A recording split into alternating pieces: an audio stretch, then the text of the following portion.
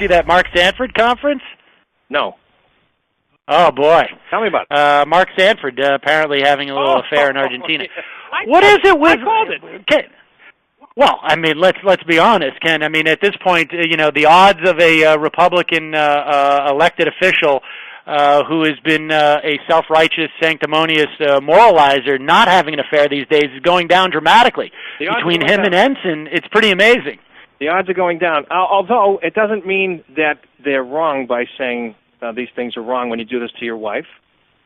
I mean, I agree with you that there's hypocrisy here, but the fact that this guy says cheating is wrong and immoral behavior is wrong, just because he's engaged in it, doesn't remove the fact that it's wrong. I mean, you cheat on your wife, you're going to hurt her. She could become suicidal or enraged or whatever. That's still, you shouldn't invoke those feelings in somebody else. Just because he's I'm not pro having affairs, by married people. But I guess the point is that maybe this type of sanctimony and moralizing doesn't necessarily have a place in our politics. Well, it absolutely smacks of hypocrisy once again, and it's fair play. The second he disappeared, of course, it was the first thing that came to my mind. He's got a girlfriend. I mean, I don't know. Well, yeah, of course. And what's actually genuinely most irresponsible is that this guy actually let it interfere with his duties as governor. I mean, you're in South Carolina during hurricane season, and the governor's not around to be able to declare a state of emergency if something were to hit, or if there was some type of prison break or whatever it was. I mean, that's very problematic. In his defense, I think hurricane season's about 45 days away. Well, whether it's hurricane season or any other emergency, I mean, to leave the country without having an official mechanism to inform you and to have you run your state, I think is sort of problematic. Well, yeah, I mean, we wouldn't want him going to Las Vegas or New York on a date, and be away from the state for any period of time when he's. Well, no, I think actually, that is actually, what, Ken, I'm glad you brought that up.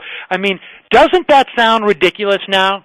I mean, the idea that the president went to New York to take out his wife for Valentine's Day or whatever it was, doesn't talking about that sound that much more ridiculous and silly? Isn't this the president, though, that said we all must sacrifice during these times? And a $250,000 date, that seems a bit elaborate. $100 a pound beef at the White House seems a bit elaborate. I don't think the president is leading here. I don't think he's leading by example. I don't see him sacrificing anything. Well, I have a feeling that Barack Obama has sacrificed quite a bit in being president. But I mean, this type of how would him stopping smoking actually help Americans? How can he stopping smoking? How would his? I mean, this is what I mean, Ken.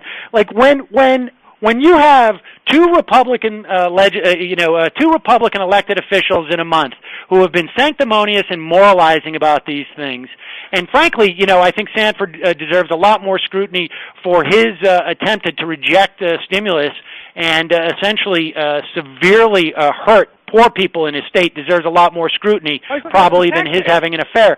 But I mean, how can you actually continue with these silly talking points in light of this type of stuff?